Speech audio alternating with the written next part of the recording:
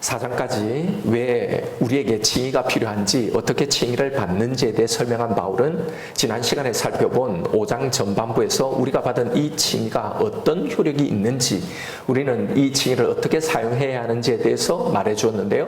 그건 우리가 하나님과 화평을 이미 누리고 있고 그 은혜 안에서 있으며 반드시 성취될 이 하나님의 영광스러운 이 계획의 완성을 말하고 진짜 그렇게 될 것을 믿고 자랑스러워하게 된다 라는 거였습니다. 그리고 그 과정에서 만나게 되는 여러 가지 환난의 상황에서도 우리는 즐거워하고 자랑하게 된다는 거였죠. 이게 우리에게 주신 이 칭의의 효력이라고 했습니다. 그래서 우리는 우리에게 주어진 이 칭의의 선언을 가지고 이 효력을 누리며 이 구원의 여정을 걸어가야 한다라고 했습니다. 왜냐하면 우리는 이 구원의 여정을 만나는 동안에 끊임없이 사단의 참소로 하나님과의 이 화평을 의심하게 되고 이 은혜 아래 서 있는 나의 신분을 잊어버리고 늘 두려움에 휩싸이게 될 것이고, 나의 구원의 완성을 의심하고 늘 흔들리게 될 것이고, 또 내가 살아가면서 만나게 되는 여러 가지 환난의 상황에서 하나님의 이 사랑을 의심하고 불안하고 원망하며 살아가게 될 것이기 때문입니다. 그래서 우리에게 칭의를 먼저 선언하신 후에 이 칭의 선언을 붙들고 우리가 걸어가야 할 이 구원의 여정 속에서 너희들은 이런 것 때문에 결코 흔들리지 말고 확신 가운데 살아가라 라는 거였습니다. 의심하지 마라, 불안하지 마라 라는 거였죠. 그래서 우리의 칭의의 시점이 언제인지를 말해준 거예요. 언제요? 우리가 연약할 때, 우리가 죄인 되었을 때, 우리가 원수 되었을 때 이미 그때에 우리를 의롭게 해주신 거라는 거예요. 이미 그때 너희를 구원해 주신 거라면 이제 이렇게 의롭게 너희를 만들어 놓고 너희와 화목을 다 시켜놓고 왜 너희를 구원하시지 않겠느냐라는 설명입니다. 한마디로 우리의 구원이 확실하다는 걸 믿으라는 이 말입니다. 그러면서 바울은 왜 우리의 구원이 확실할 수밖에 없는지 바로 오늘 본문에서 다시 강조를 하는 거예요. 그것이 바로 아담과 예수 그리스도의 대표성 원리를 가지고 설명을 하는 겁니다. 여기서 바울은 아담과 예수님을 모든 인류의 대표자로 설명을 합니다. 이 두 사람의 순종과 불순종이 이 두 사람 각자에게 속한 모든 사람들, 그 후손들의 운명을 결정했다라는 겁니다. 아담 한 사람의 범죄로 그의 후손인 모든 인류가 죽게 된 것처럼 또 한 사람 예수 그리스도의 순종으로 그를 믿는 모든 사람이 다 살게 되었다라는 설명이에요. 여기서 바울이 이 인류의 대표인 이 두 사람의 이 설명을 통해 말하려고 하는 이 핵심은요, 우리의 운명은 우리에게서가 아니라 우리에 의해서가 아니라 이미 이 두 사람을 통해서 이미 결정되고 확정되었다라는 이 말을 하려고 하는 겁니다. 즉 이 두 사람에 의해 정해진 우리의 운명이 우리의 어떠함에 따라 바뀌지 않는다는 이 말을 해주려고 이 설명을 하고 있는 거란 말입니다. 그런데 바로 우리가 우리의 구원, 우리의 칭의에 있어서 가장 못 받아들이는 부분이 아이러니하게도 바로 이 부분이에요.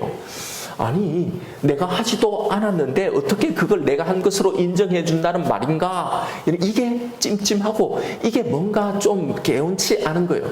아니, 그래도 내가 다 하지는 못해도 그래도 조금은 나도 거기에 기여한 것이 있어야 그래도 좀 뭔가 이게 떳떳하지 않는가라는 거죠.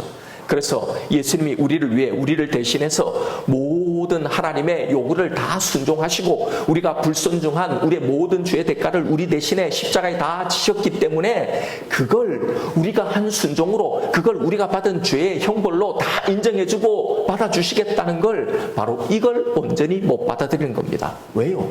그게 내가 한 게 없기 때문에. 여러분, 우리가 받았다는 칭의라는 게 뭡니까? 우리는 실제로 그렇지 못한데 예수 그리스도의 의를 우리에게 전가해 주심으로 우리를 의롭게 하셨다라는 거잖아요.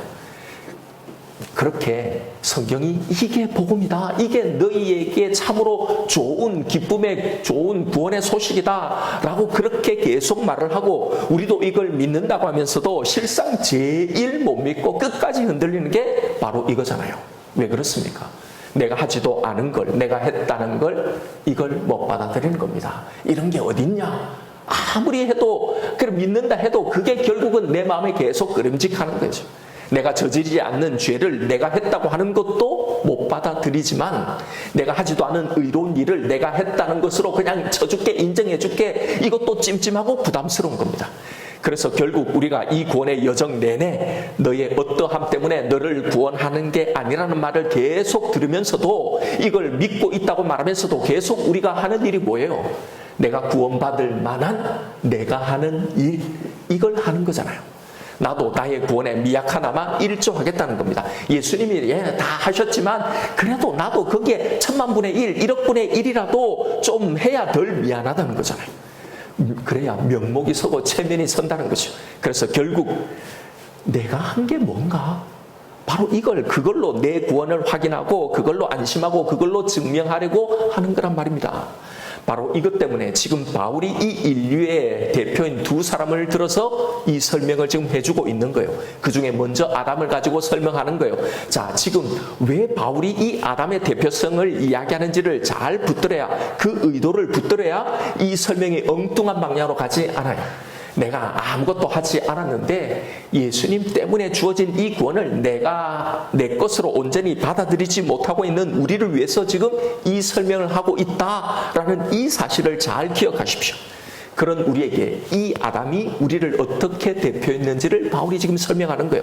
하나님은 아담에게 에덴 동산 중앙에 있는 선악을 알게 하는 나무 열매를 먹지 말라. 네가 먹는 날에는 반드시 죽으리라 라고 말씀하셨죠. 그런데 아담은 그 명령을 어기고 그 열매를 먹습니다. 그래서 그에게 사망이 임한 겁니다. 왜요? 하나님이 그렇게 먹으면 죽는다라고 말씀하셨기 때문에요. 자, 그런데 여러분, 아담만 죽습니까? 아니요. 모든 인류가 다 죽습니다. 우리도 죽습니다. 보세요. 우리가 선악과를 따먹었나요? 우리가 그 명령을 어긴 겁니까? 아닙니다. 우리는 그때 그 자리에 있지도 않았고 그 명령 자체도 들은 적이 없습니다. 그런데 왜 죽습니까? 여러분, 이게 이상해야 하는 것 아닌가요? 내가 하지도 않은 일에 아담이 행한 이 일로 내가 죽는 거란 말입니다. 그거야 아담이 이 죄가 유전되어서 나도 다른 죄를 범하기 때문이라고 생각하시겠지만, 그런데 여러분, 아무런 행위를 하지 않은 갓난 아기도 죽습니다. 심지어는 태아일 때도 죽는단 말입니다. 선악간에 뭘 하기 이전에 말이에요. 여러분, 단 한 생명도 이 죽음에서 예외가 없단 말입니다. 지금 바울의 이 설명의 핵심은 바로 이거예요. 내가 하지 않은 일의 결과가 나에게 올 수 있다는 겁니다. 그리고 그건 이미 정해졌다는 거예요. 내가 행하지 않은 일의 결과가 나에게 올 수 있다. 아니, 온다는 겁니다. 아니, 왔다는 거예요. 이미 정해졌다는 거예요. 이걸 말하려고 하는 겁니다. 자, 이걸 가지고 우리의 죄의 기원을 설명하는 다양한 교리적인 이 신학적인 설명들이 나와요. 원죄와 자범죄의 교리 같은 이런 것 말입니다. 인간은 왜 죄를 범하게 되는가? 어떻게 이 아담의 죄가 우리에게 전가되는가 하는 다양한 설명들이 있습니다. 이걸 모방설, 감염설, 유전설, 원죄설, 대표설 뭐 이런 것들로 다양하게 설명해요. 이 모방설이라는 건 아버지가 하는 걸 그 자식이 모방해서 똑같이 하는 것처럼 후손들도 그렇게 죄를 짓는다는 거예요.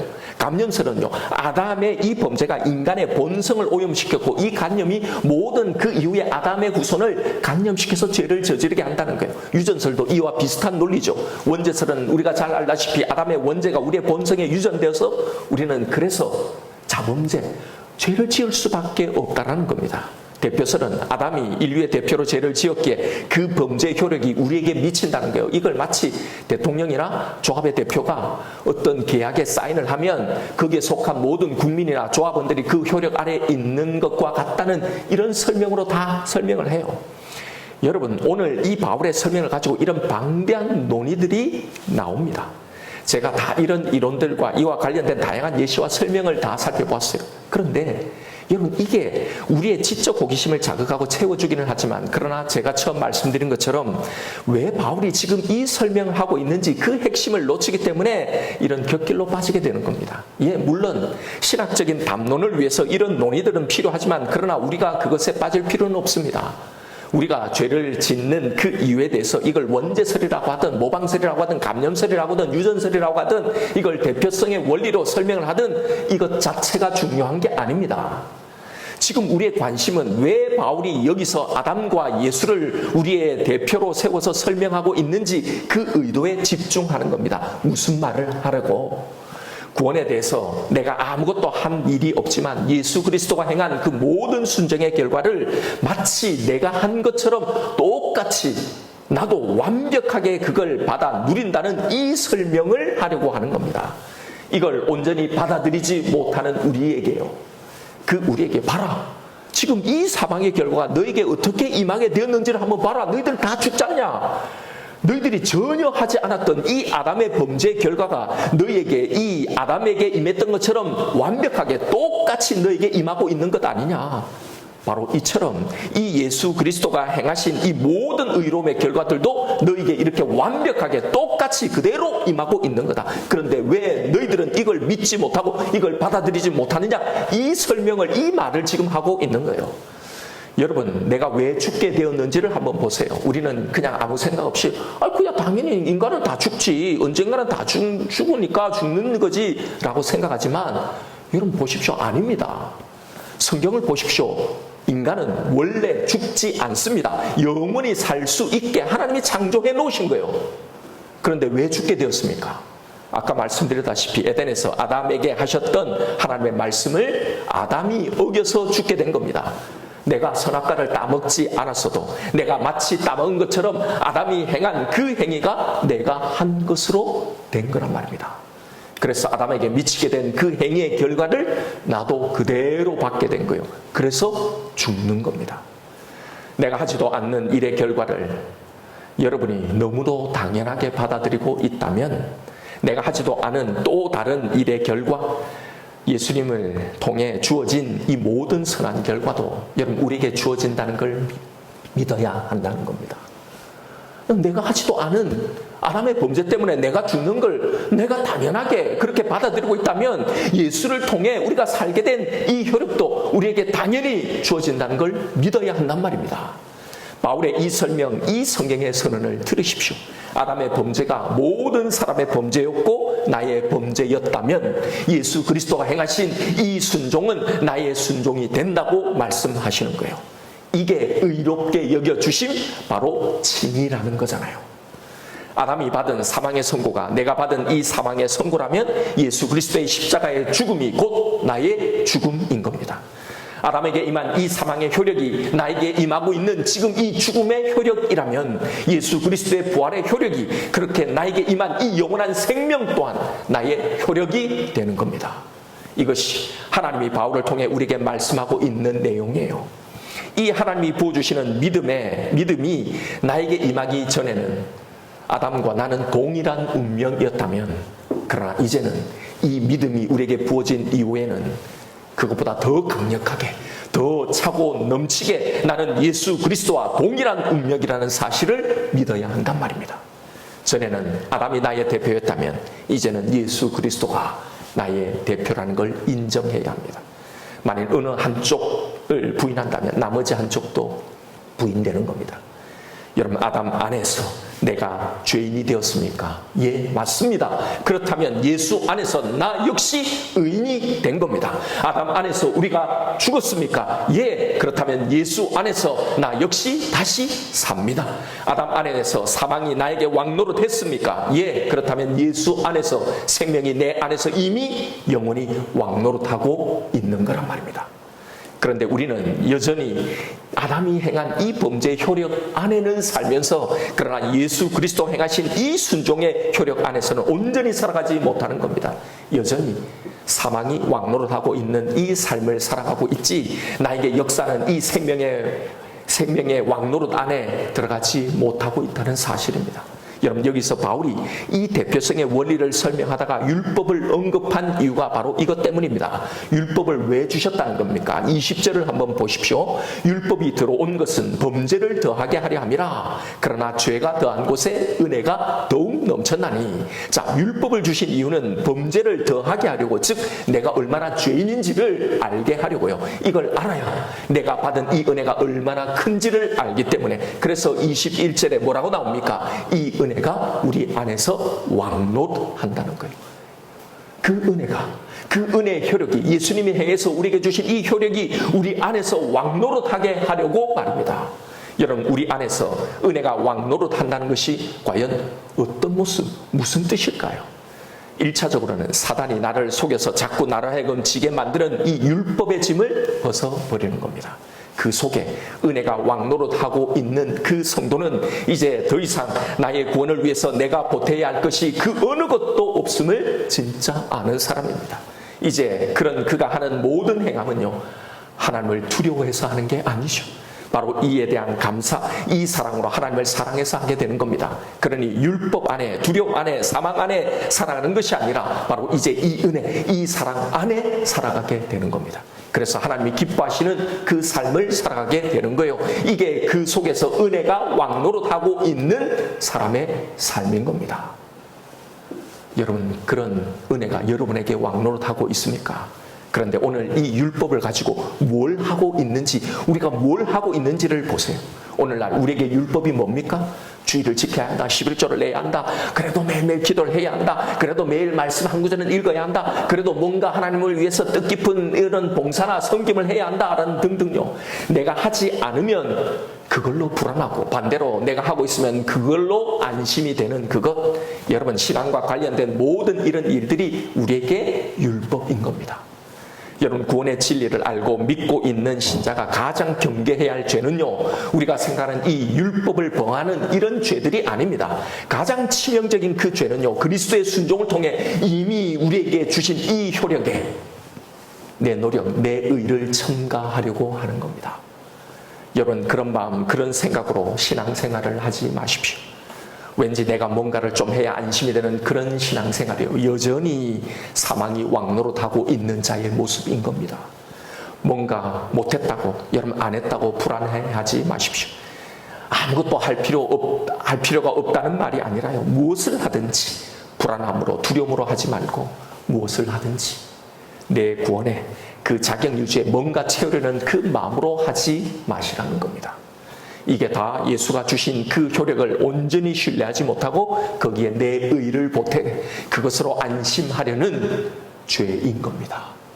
이게 아직도 죽이는 율법 아래에서 살아가는 삶, 사망이 왕노릇하고 있는 이 신앙이라는 걸 아셔야 합니다.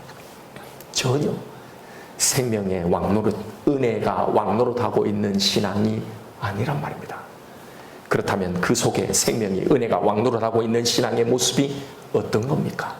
한마디로 말하면 지난 시간 우리가 2시간에 걸쳐서 살펴봤던 이 칭의 효력을 온전히 누리고 살아가는 바로 그 삶인 겁니다. 내 안에서 은혜가 왕노릇한다는 게 뭡니까? 은혜가 내 모든 생각을 다 장악하고 지배한다는 거죠. 현재 이 땅에서는 사단이 사망을 가지고 왕노릇하기에 여전히 우리의 행위로 우리를 참수하고 우리를 두렵게 만들지라도 이 칭의 은혜가 우리의 마음을 장악함으로 이 예수가 우리에게 준 하나님과의 그 화평의 효력을 누리는 거예요. 그 효력 아래 견고히 서 있는 겁니다. 예수가 이루어 놓으신 이 모든 순종의 결과, 그 대속의 결과, 그 구원의 결과가 바로 완벽하게 내 것이라는 이 성경의 말씀을 믿음으로 이미 예수 그리스도 안에서 이루어진 우리의 구원, 그 하나님의 모든 선한 것들이 다 나의 것임을 믿고 누리며 살아가는 삶입니다.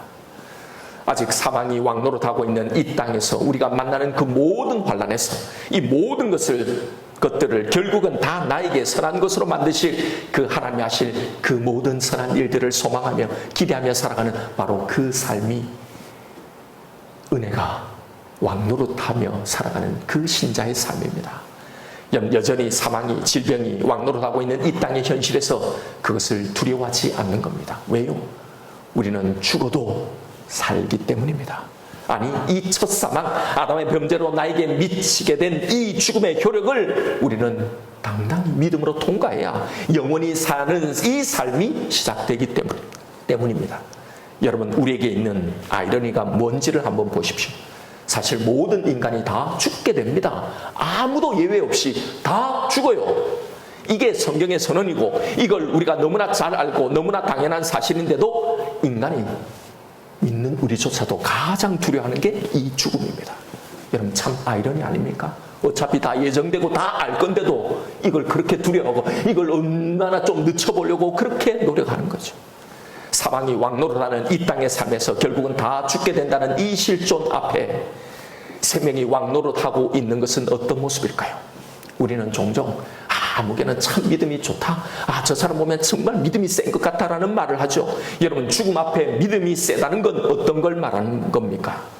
말기암과 같은 불치의 병에 걸렸을 때 하나님이 반드시 낫게 해주실 거라고, 나를 치유해 주실 거라고 끝까지 포기하지 않고 기도하는 것이 여러분 믿음이 센 겁니까? 아니면 선하신 그 하나님의 뜻에 모든 것을 맡기고 그 하나님의 뜻이 이루어지기를 구하는 것이 정말 믿음이 센 겁니까? 생명이 왕노릇하고 있는 성도의 모습이 무엇인지를 생각해 보십시오. 우리는 정말 예수 그리스도가 우리의 대표가 되어서 이루어 놓으신 그 영원한 생명의 효력을 나의 것으로, 완전히 나의 것으로 여러분 믿고 누리고 있습니까? 예수 그리스도가 아담이 안겨준 이 사망의 효력을 뚫고 사망을 패하시고 사망을 이기시고 부활하셔서 영원히 사신 것처럼 나도 이 사망의 효력이 나를 지배하지 못할 것이고 나는 죽어도 부활하여서 영원히 살게 된다는 걸 여러분 정말 믿으십니까? 이 믿음 아래 이제 더 이상 사망의 효력을 두려워하지 않는 것이 은혜가 왕노릇하고 있는 그 신자의 모습인 겁니다. 예수님이 성취하고 이루신 그 모든 은혜의 효력을 나의 것으로 누리고 있는 그 안에 은혜가 왕노릇하고 있는 신자의 모습은 어떤 것입니까? 은혜가 왕노릇하고 있는 신자의 모습은 이제 더 이상 내 기도 제목, 이 땅에 내 소원에 연연해하지 않는 겁니다. 그건 돼도 그만, 안 돼도 그만, 있어도 그만이고 없어도 그만인 그것에 온전히 자유한 이 삶을 살아가는 겁니다. 왜냐하면 우리를 영원히 만족해 하는 이 은혜가 이미 내 안에서 왕노릇하고 나를 지배하고 있기 때문입니다. 은혜가 왕노릇하고 있는 신앙의 모습을, 나를, 내 상황을 다른 사람과 비교하며 우울해하지 않는 겁니다. 절망해하지 않는 거예요. 내가 하나님의 이 충만한 사랑 아래 있는 자라는 걸 믿기 때문입니다. 은혜가 왕노릇하고 있는 신자의 이 모습은요, 더 이상 나의 연약함, 나의 넘어짐, 나의 무능으로 두려워하지 않는 겁니다. 이제 우리는 두려워하는 이 아담에 속한 자가 아니라 예수 그리스도에게 속한 자라는 걸 알기 때문입니다. 그러기에 그것이 어떤 죄일지라도 그 죄로 인해 나는 결코 버림받지 않는다는 걸 알기 때문입니다. 여러분, 이 설명을 하고 있는 바울의 삶을 한번 보십시오. 사망이 왕노릇하던 그 시절에 목숨처럼 그렇게 귀하게 여기던 것을 은혜가 왕노릇하게 되자 이 땅의 모든 것을 아낌없이 배설물처럼 버릴 수 있었던 거예요. 선교지에서 당하던 모든 박해도 자신이 전도해서 믿게 했던 이 사람들에게서 오는 이 오해와 이 모욕 속에서도 그렇게 노력하고도 자신이 받은 그 결과가 이런 것일지라도 여기에 흔들리지 않고 묵묵히 하나님이 명하신 길을 걸어갔던 겁니다. 예루살렘 감옥에서 자신들을 심문하던 그 왕과 총독들과 귀족들을 향해서 그들의 가진 모든 것에 전혀 위축되지 않고 결박당했던 그가 당신들도 나와 같이 되기를 원한다고 담대히 말할 수 있었던 이유가 바로 이거였습니다. 로마로 가는 그 여정에서 배가 파산되어서 다 죽게 됐을 때 모든 소망을 다 잃어버리고 모든 사람이 절망 가운데 그 위기 속에 있었을 때 나는 내게 말씀하신 그대로 되리라고 나는 하나님을 믿노라고 담대히 말할 수 있었던 것. 감옥에 갇힌 상황에서 오히려 밖에 있는 사람들을 위로하며 나는 기뻐하고 또 기뻐한다고 말할 수 있었던 겁니다. 로마 황제 앞에서 모든 걸 가진 그 제국의 황제 앞에서 담대히 그가 가진 이 보화를, 이 예수 그리스도를 전할 수 있었던 겁니다. 이게 바로 은혜가 왕노릇하고 있는 이 성도의 모습인 겁니다. 여러분, 예수 그리스도가 나를 위해 이뤄 놓으신 이 은혜를 이제 내 것으로 누리십시다. 아담이 준 이 사망의 효력이 아니라 예수 그리스도가 주신 이 생명의 은혜가 이제 내 안에서 왕노릇하게 하십시다. 여러분, 오늘 우리에게 주신 이 말씀으로 이제 우리의 신앙에 있어서 한 가지는 분명히 하십시다. 사망이 내가 하지도 않은 그 일의 결과로 주어진 것처럼 생명도, 나의 구원도, 나의 의롭다 한 칭하심도 내가 하지 않은 일의 결과로 주어졌다는 이 사실을 기억하십시다. 그러니 내가 하지도 않고 받은 이 결과에 찜찜해하지 마십시오. 그걸 온전히 내 것으로 받아 누리십시오. 그러니 예수 그리스도가 이미 이루어 놓으신 그 결과에 내가 뭔가를 더해서 더하려고 하지 마십시오. 내가 받은 이 은혜가, 내가 하지도 않고 받은 이 구원이, 이 효력이 나의 것이라는 것이 믿어지지 않을 때마다 여러분, 아담이 행한 그 결과로 내가 죽는다는 이 사실을 기억하십시오. 이 아담이 행한 결과가 내게 이렇게 미치고 있다면 아담과 비교할 수 없는 하나님의 아들 예수 그리스도가 행하신 이 놀라운 효력은 당연히 나에게 차고도 넘치도록 임하게 되는 겁니다. 이제 사망의 효력이 우리를 지배하지 못합니다. 예, 이 땅에서 우리는 죽겠지만 그러나 그 죽음으로 이제는 우리는 영원히 살게 되는 겁니다. 왜요? 예수 그리스도가 이루어놓으신 이 효력이 내 안에서 왕노릇하기 때문입니다. 그 생명이 죽은 나를 다시 살릴 것이기 때문입니다. 여러분, 이것을 믿으십시오. 이것을 누리십시오. 예수 그리스도의 운명과 하나가 되었음을 믿으십시오. 이 은혜가, 이 생명이 내 안에서 이렇게 왕노릇하시는 저와 여러분 되시기를 주님의 이름으로 축원드립니다. 이 시간 주신 말씀 붙들고 우리 함께 기도하십시다. 여러분, 이 시간 하나님의 말씀을 들으십시오. 그런즉 한 범죄로 많은 사람이 정죄에 이른 것 같이 한 의로운 행위로 말미암아 많은 사람이 의롭다 하심을 받아 생명에 이르렀느니라. 한 사람이 순종하지 아니함으로 많은 사람이 죄인 된 것 같이 한 사람이 순종하심으로 많은 사람이 의인이 되리라. 여러분들 뭔가 내가 한 게 있어야 떳떳하다고 생각하시나요? 그래서 내가 한 것이 아무것도 없는데 내게 주셨다고 한 이 구원의 은혜, 무조건 받은 이 용서의 그 혜택이 왠지 선뜻 받아들여지지가 않나요? 그럼 내가 하지도 않은 아담의 범죄 대가를 왜 나도 지고 죽어야 합니까? 왜 이건 이상하지가 않나요? 내가 아담이 행한 범죄 때문에 죽는 거라면 나는 역시 예수님이 행하신 이 순종 때문에 영원히 사는 겁니다. 내가 한 것이 아무것이 없어도요, 그 결과가 나에게 주어지도록 하신 것이 하나님의 이 구원계획의 바로 핵심이었단 말입니다. 여러분, 이제 여기 나의 행위를 더하려 하지 마십시오. 내가 하지도 않은 이 아담의 불순종의 결과는 받고 정작 역시 내가 하지 않았지만 예수님이 행하신 이 은혜의 결과는 누리지 못하는 이 억울하고 어리석은 신앙생활을 하지 마십시오. 아담이 행한 일의 결과 때문에 우리가 죽듯이 예수님이 행하신 이 모든 은혜의 결과 때문에 우리는 영원히 사는 거예요. 그러니 이제 그 은혜의 결과를 예수 그리스도가 성취하신 이 은혜의 효력을 감사함으로 누리며 신앙생활을 하십시다.